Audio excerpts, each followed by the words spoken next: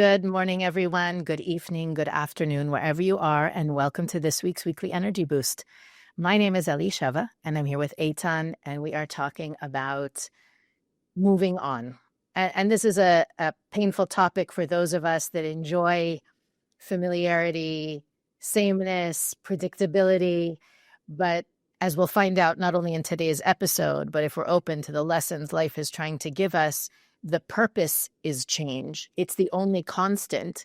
And according to Kabbalah, when we embrace change and lean into it, our process becomes much more at ease, blessed, supported, and for lack of a better description, comfortable.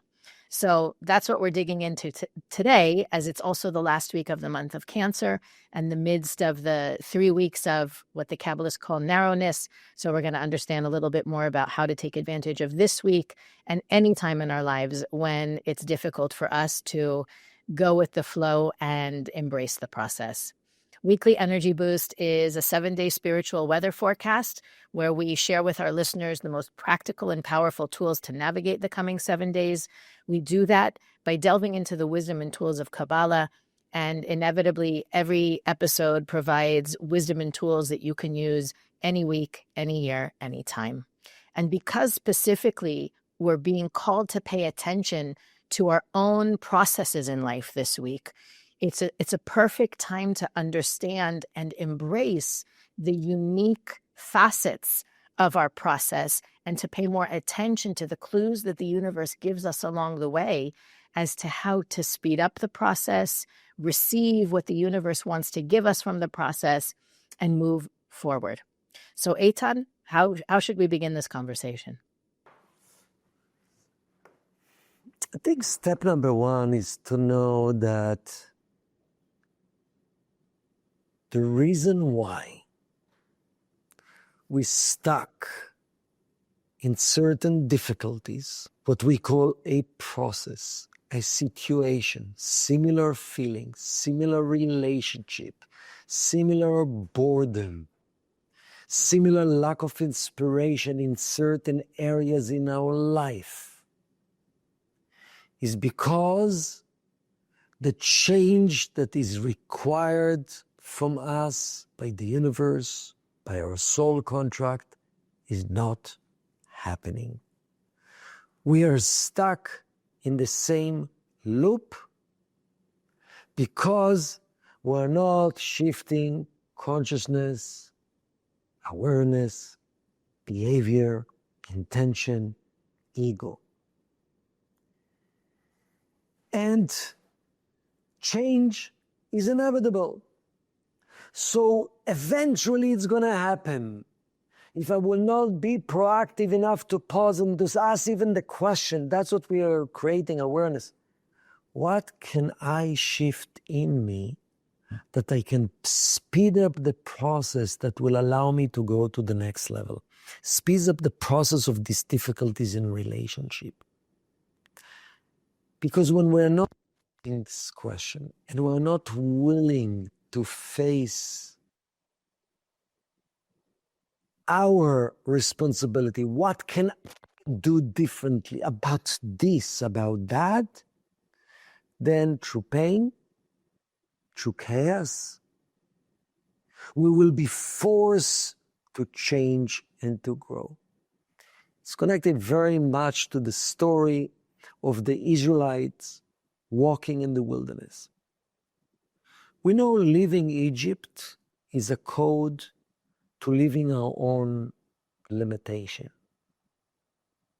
Being in the desert, it's a code for the process of transformation that I need to go through. Enter into the land of Israel, it's a code for achieving and connecting to my true potential. So Egypt is totally stuck. Israel, total line with the light. Desert, it's the process of transformation. It took 40 years for the Israelites to go through the desert. Theoretically, it could have been 11 days. The same journey, the same lessons they learned. And actually in the process, they stopped in 42 places, that each place represent another awareness, another lesson, overcoming lust, overcoming reactivity, overcoming anger, overcoming complaining. Each one of these 42 steps represents spiritual lesson we have to go through. But those 42 steps, spiritual steps, could have happened in 11 days. It happened eventually, but it happened in 40 years with much more pain, with much more suffering, with much more chaos. Same thing is our life. We all gonna arrive to our potential. Being lazy about it, choosing to bury my head in the sand and not wanting to reflect to see what can I do about it, just hoping external changes will happen, is not going to speed up the process. Real change is not going to happen. So I think to realize in life, more proactive I am. What can I do to speed up the process of processes of things that I don't like, that doesn't feel aligned? It's our duty in this world, spiritual duty. Being proactive means not waiting for life to slap me in the face. So realizing change will happen anyway. Will it happen proactively? Will initiate that? Or will happen reactively? Because eventually, when the pain of being stuck in the same place is greater than the effort to change, we're already changing. We don't want to wait for that. So that's our discussion now. What is some of the tools, and Elisheva, you'll start, to help us when we realize, no, I want to be proactive. I want to speed up the process.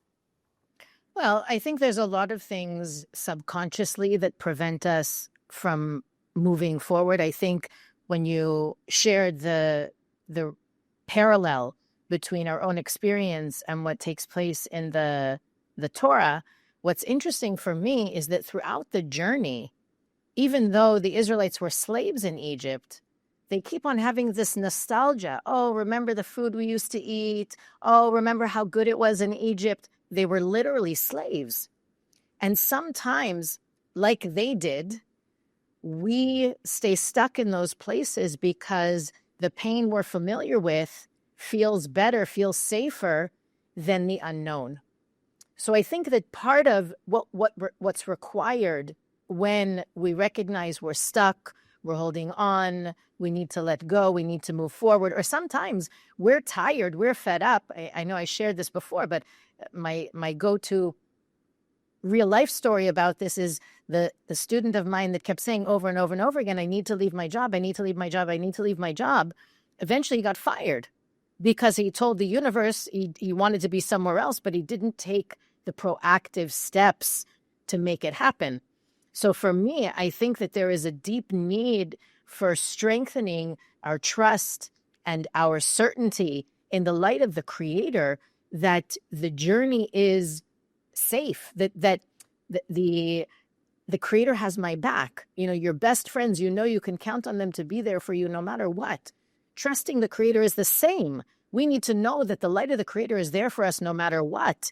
And the act of moving forward is actually what generates the energy of protection in my next step and my next step and my next step. By staying still, we're actually inviting the universe to slap us, to wake us up, to bring us some sort of chaotic shakeup, to bring us out of the familiar and into the next leg of our journey. So for me, it's always about talking to the Creator more, asking for guidance, asking for clarity, awakening that constant conversation, right? This is it's not a phone number you need to dial or a prayer that you need to say in order to open that line of communication. It's always open.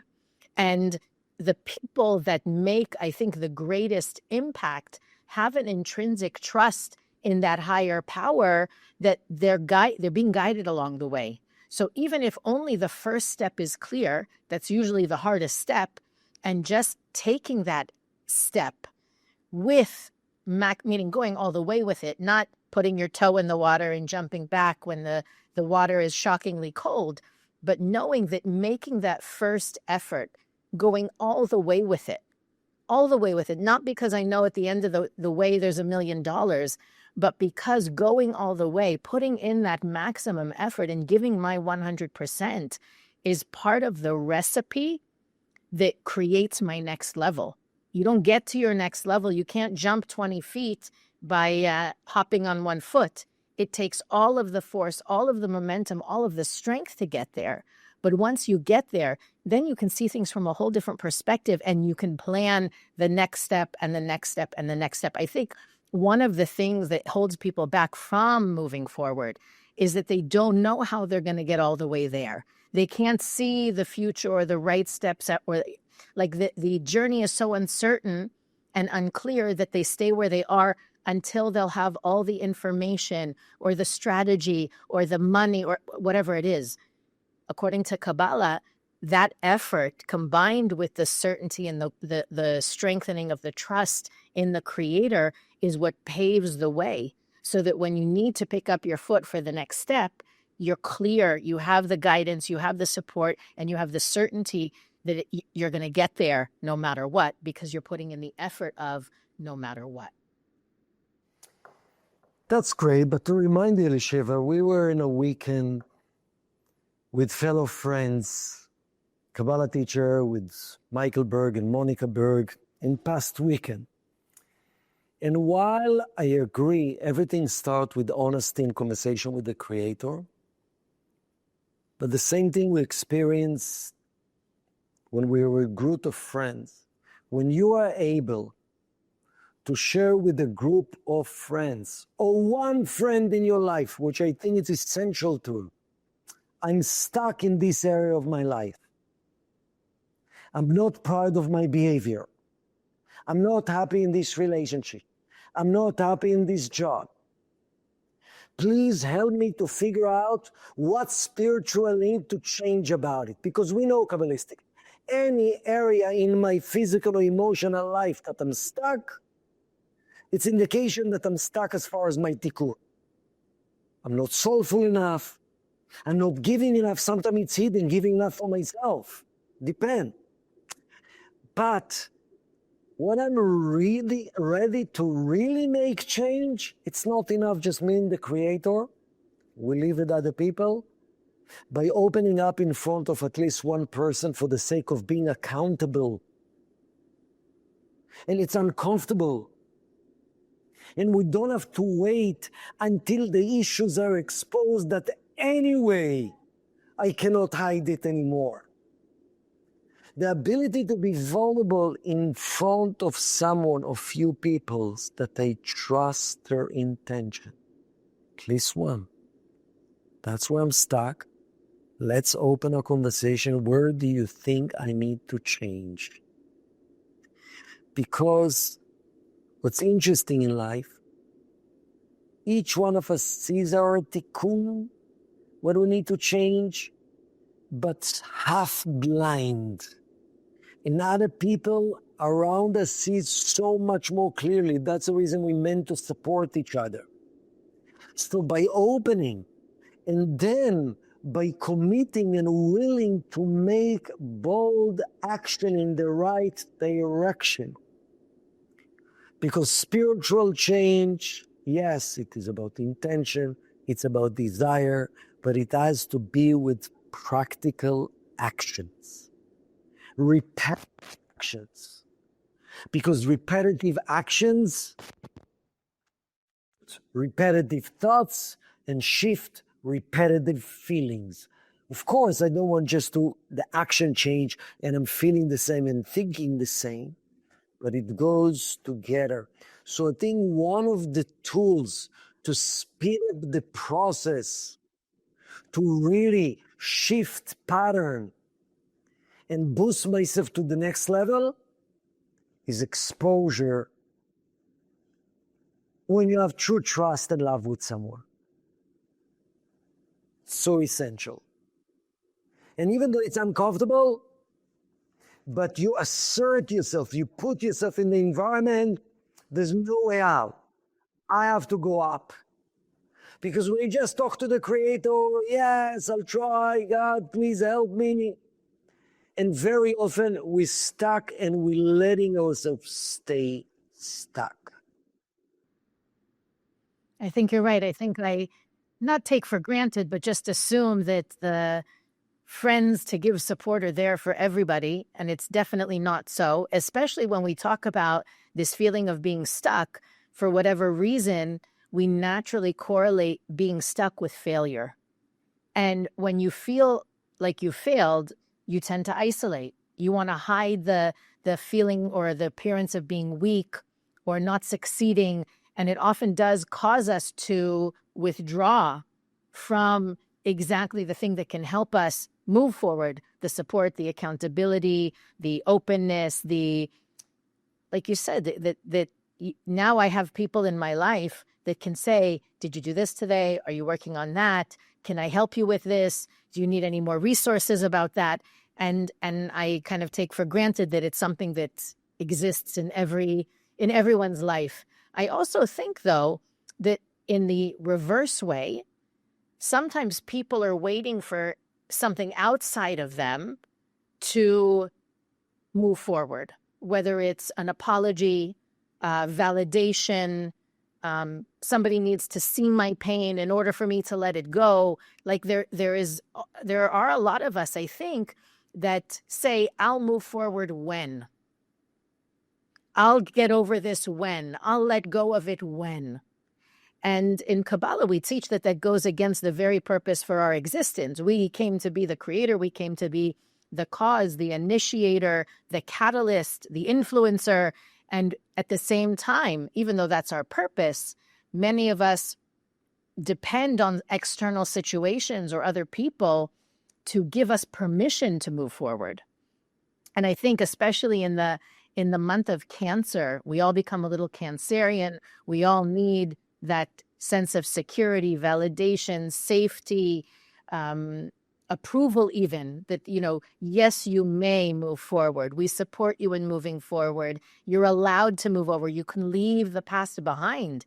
It's not, I mean, we talk about it as though, hey, no big deal. This is sometimes a lifetime of effort to move on, because there is an aspect of each one of us, if we're honest with ourselves, that identifies in certain scenarios as the victim. I didn't have control. I wasn't powerful enough. They did something to me, and it creates like a status or a label or a story for me that I can't move out of or change without some sort of, I've got to get something from someone else in order to leave it behind. So I don't know what is the shift that we can make for those of us that are in that. Something happened to me that was out of my control, and it made my circumstances this or that. How can I move forward when it wasn't even in my hands in the first place? So I think something that works for me at the end of the day, real change, internal change, require help from the light of the Creator, requires help from our soul, even though it has to be followed through with action. So one of the things I'll share with you some questions that work for me before going to sleep, especially that our soul is going to an upper level. And if you really, before going to sleep, it's a great day to clean the day, to reflect over the day, to cleanse, and then to be open for guidance from the Creator and clarity from our soul. And if you can turn to Creator and really open yourself to, I really realize I need to shift these circumstances, this process in my life. And I know I cannot control others, but the change has to happen within. So some of the question that works for me is asking the Creator, please the Creator, I'm open to know what truth am I avoiding? What truth am I avoiding? Because by asking with true desire, especially before going to sleep, You are open to actually get some answers in a deep level of the soul, which some might call it the subconscious level. What truth am I avoiding? Another question. What does my soul want me to see that I am resisting? Because we're resisting change, all of us. That's the job of the opponent. That's the job of the ego. To try to get what I want without internal change, without truly letting go. So really, between me and the soul, I'm asking the question, what am I resisting to see? What does my soul want me to see that I'm resisting? And another question, which is essential, at the end of the day, happiness and joy comes when I'm getting closer to my potential, to my higher self, regardless physical circumstances. Remember, when I feel stuck in different aspects of my life, it's just a wake-up call to realize I need to change internally. True joy and true fulfillment doesn't come because I found my soulmate. It will help if I continue working on myself. So really, the deep question I would ask, what would bring me closer to my higher self, even if it feels uncomfortable? And the fact that you're telling the universe, you're telling the Creator, I am open to do action that will bring me to my higher self, even though it's uncomfortable, and you repeat these questions again and again and again, then the voice of conscious that comes from your soul become a voice you cannot avoid. You know what a gift it is? That the nagging voice of your soul is so strong that avoiding it, it's painful. Avoiding it becomes uncomfortable. It's still uncomfortable, but you cannot avoid that truth. How do we amplify that strong voice of the soul that is so strong that avoiding it, causing it to feel horrible, that you have to follow it? By asking to hear it. You can ask him before going to sleep. You can ask him when you start your day. And of course, as we shared, following up with conversation with the Creator, conversation with friends. But at the end of the day, speeding up a process requires clear recognition of something that I need to change. And the reason I'm stuck is because I'm choosing temporary pain over I'm choosing temporary relief, which already uncomfortable. That's the reason I'm seeking change. But I'm choosing temporary relief of avoiding the changes that might be initially uncomfortable over long-term fulfillment. And that's another question I would ask myself. Do I want temporary relief? I want true, lasting blessings in my life. So change requires facing discomfort. There's no way about it. You just need to create enough volume of your soul and good friends around you that amplify that voice. You have to do it. Things will be amazing. And the last thing I would say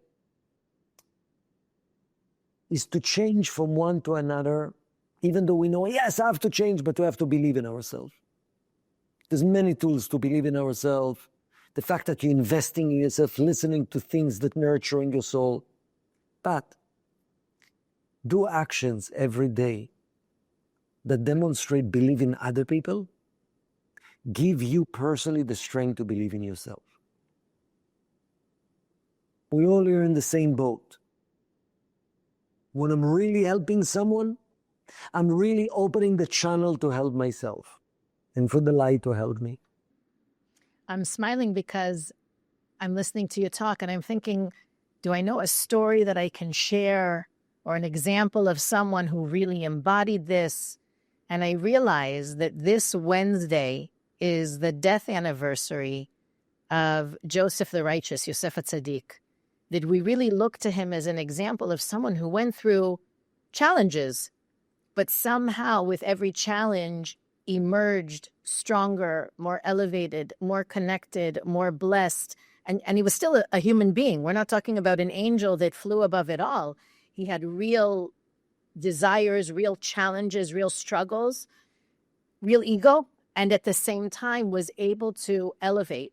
And so every time that there's a unique day like this in the Kabbalistic calendar, we bring attention to it. It's an opportunity for us to draw support from that soul, to deepen our alignment with their energy.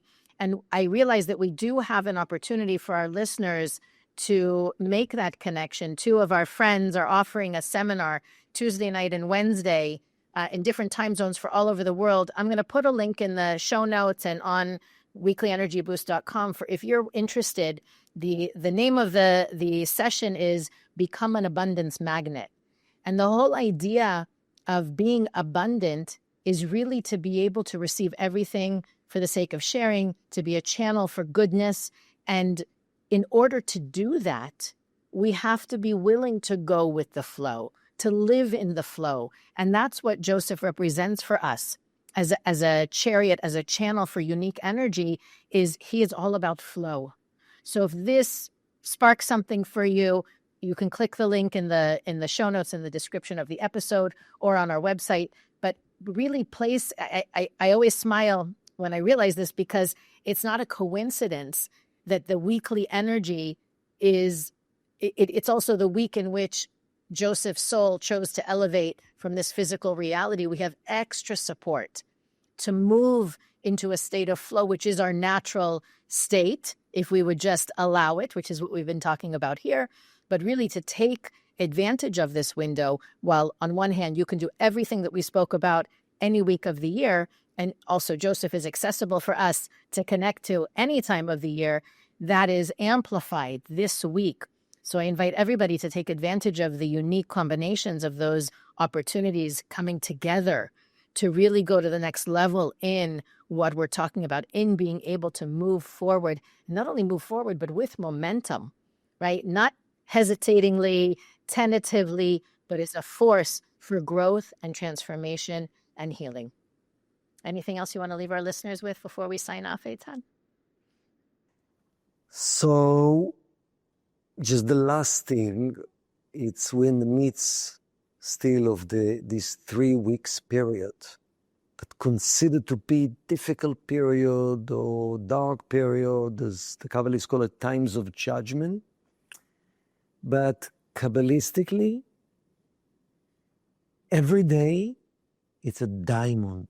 The opportunity to transform and to shift patterns in our life in these days, even though some days might feel heavy, but they're the greatest opportunity for them. This 3 weeks period, which we're in the midst of them, representing period of transformation, exponential transformation that any other regular day it will not happen.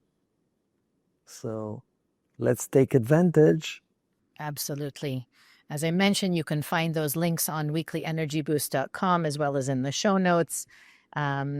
We'd love to hear from you. So when you visit us at weeklyenergyboost.com, you can send us a message, ask your questions, share feedback and more, view our archives, learn about what we think is important for our listeners to know, and of course, click the donate button to continue to make Weekly Energy Boost possible. We encourage you to follow us as well on Facebook, Instagram, and YouTube so that you can receive more content and, of course, share more content. But as always, please share this episode, thinking about those people that you know that need a little nudge or are missing just one ingredient from the formula that's going to help them tip the scales and gain that momentum and move forward with support, with love, with gentleness, but also as a force that's willing to change and through personal change, be a part of changing the whole world. We'll see you next week on the Weekly Energy Boost.